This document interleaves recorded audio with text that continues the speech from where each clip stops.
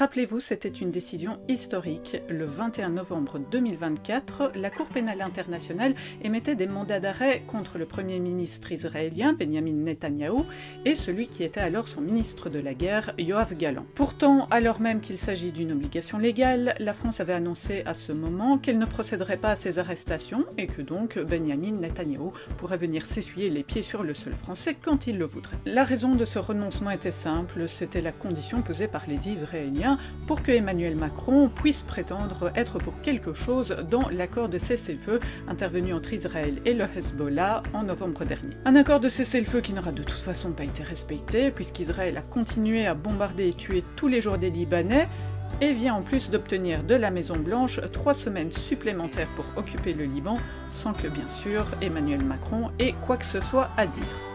Tandis que la France se ridiculise, la Belgique, ce petit pays qui n'a toujours pas de gouvernement et apparemment ce n'est pas plus mal, a averti un ministre israélien qu'il risquait d'être arrêté s'il mettait les pieds sur le sol belge. Ce ministre, c'est Amichai Chikli, le ministre de la diaspora d'Israël.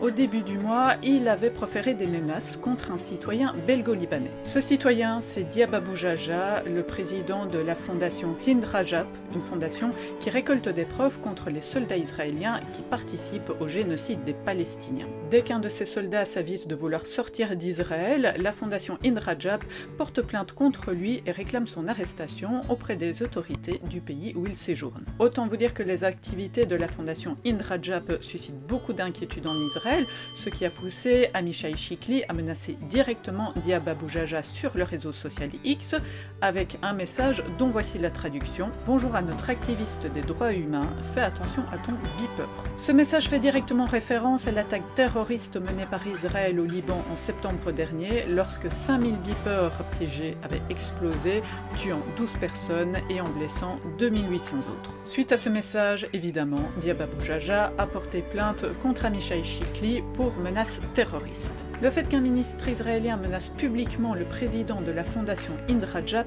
témoigne de deux choses. D'abord, cela montre que le travail de la fondation Hind Rajab représente un réel danger pour les criminels israéliens. Même si aucun d'entre eux n'a jusqu'à présent été traîné devant une juridiction internationale, tout le travail de récolte des preuves de leurs crimes permettra tôt ou tard de les condamner comme l'ont été les criminels nazis au siècle dernier. La publication sur X d'Amichai Chikli témoigne aussi du degré d'impunité qui prévaut au sein du gouvernement israélien pour qu'un ministre se permette de proférer des menaces terroristes à l'encontre d'un citoyen d'un État étranger. On aurait aimé que début janvier, les autorités belges condamnent publiquement le message d'Amichai Chikli et convoquent l'ambassadrice d'Israël. Cela n'a pas été le cas, mais heureusement, la Belgique est en train de se rattraper. Selon la chaîne d'information israélienne Cannes, Amichai Chikli devait se rendre cette semaine en Belgique pour aller au Parlement européen, mais avant cela, les autorités israéliennes ont voulu s'assurer qu'il disposait bien de l'immunité. La Belgique a répondu que non et que s'il mettait les pieds sur le sol belge, il risquait tout simplement d'être arrêté suite à la plainte déposée contre lui par Diab Abu Jaja.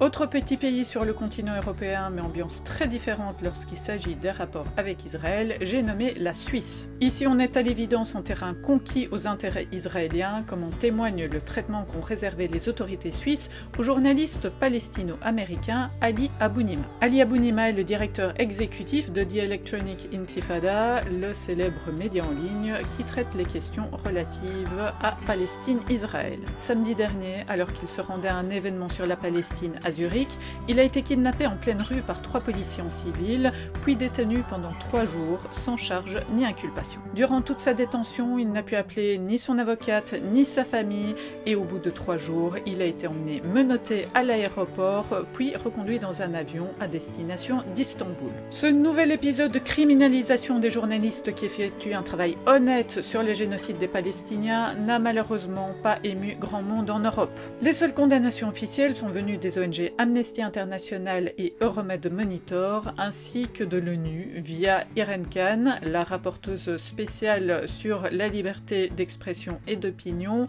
et Francesca Albanese, la rapporteuse spéciale sur les territoires palestiniens occupés. Cette dernière a ainsi déclaré, je cite, que le climat qui entoure la liberté d'expression en Europe devient de plus en plus toxique et que nous devrions tous nous en inquiéter.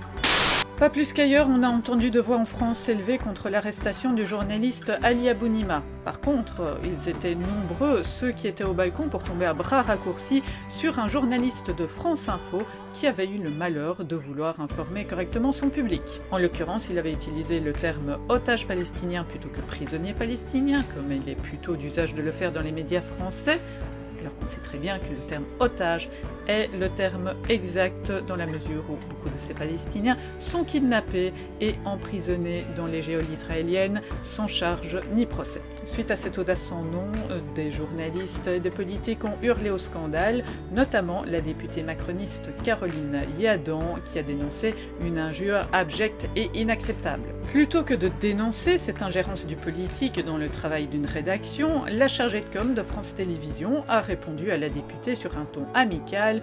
On a réagi immédiatement Caroline, la direction de l'info et France Télévisions ont été des Lucky Luke. Emoji cœur à la place du point. Et de fait, le journaliste qui avait voulu faire correctement son travail s'est retrouvé suspendu sur le champ.